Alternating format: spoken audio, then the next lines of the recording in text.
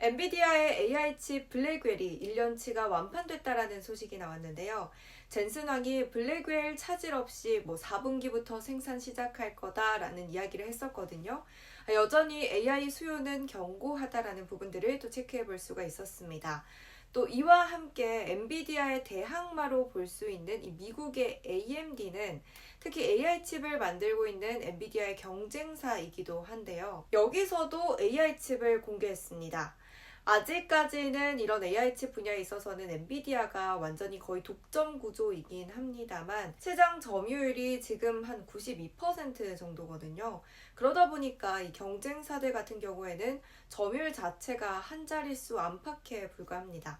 그럼에도 불구하고 이러한 후발주자들 계속해서 AI 시장에 뛰어드는 이유가 뭐냐면요. 성장성에 있습니다. 2030년까지 연평균 30% 이상씩 이 AI 반도체 시장이 커질 것으로 전망이 되기 때문이라고 볼 수 있을 것 같은데요. 향후에는 이 엔비디아의 이런 독점 체계 역시도 흔들리지 않을까라는 그런 생각을 해봅니다. 그래서 일단은 현재 시점에서는 엔비디아가 독점을 가고 있고 그리고 이제 다음 달부터 본격적으로 블랙웰이 판매가 시작되기 때문에 우리 국내 기업들 중에서도 엔비디아의 관련 수혜를 볼 수 있는 기업들은 어떤 곳이 있는지 함께 살펴보도록 하겠습니다. 자, 엔비디아 하면 국내에서는 단연 이 기업이죠. SK 하이닉스입니다.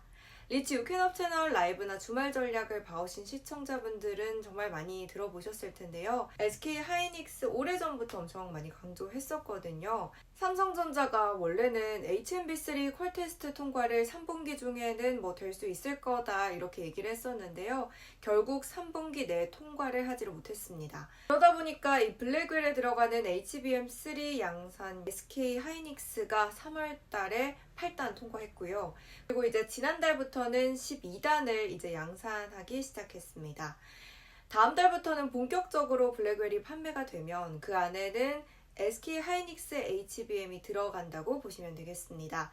이 SK 하이닉스가 잘 나가면 그에 대한 수혜를 받는 장비 종목이 있죠. 바로 한미 반도체입니다. 이 한미 반도체는 대표적으로 지금 현재 SK 하이닉스와 마이크론 쪽에 TC 본더를 납품하고 있는 기업이라고 볼 수가 있겠습니다.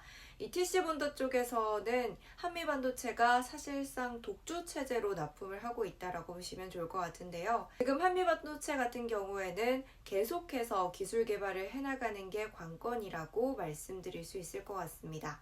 그리고 공장 증설도 현재 돌입한 상황인데 내년 연말 완공을 목표로 하고 있는 상황이라고 합니다. 그래서 내년 연말에는 이 TC 본더를 만들 수 있는 공장 증설이 완료가 되게 되면요.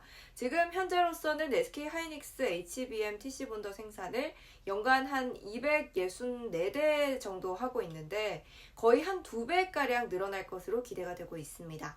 지금 이 한미 반도체 같은 경우에는 모건 스탠리 쪽에서 이런 보고서를 냈습니다. 첨단 패키징 비중이 높은 장비 업체들이 올해 하반기 경쟁사들보다 더욱더 빠른 성장세를 보일 것이라고 전망을 했고요. 투자은행들이 한미 반도체에 대한 투자 비중을 늘리기 좋은 시기다라는 평가를 했다고 하거든요. 이 한미 반도체는 사실 SK 하이닉스의 주가 움직임과 상당히 지금 유사하게 흘러간다라고 볼 수 있을 것 같습니다. SK 하이닉스와 한미 반도체 계속해서 좀 눈여겨보시면 좋을 것 같습니다. 마지막으로 YC입니다. YC는 삼성전자 향으로 수혜를 볼 수도 있지만 SK 하이닉스 향 수혜를 볼 수도 있는 여지도 있는 상황이라고 볼 수 있거든요. 삼성전자 잡은 YC라는 기사가 있어요. YC 같은 경우에는 최대 주주를 봤을 때 2대 주주에 삼성전자가 올라와 있습니다. 그래서 이 YC는 삼성전자랑 계속 같이 이야기를 해야 될 것 같은데요.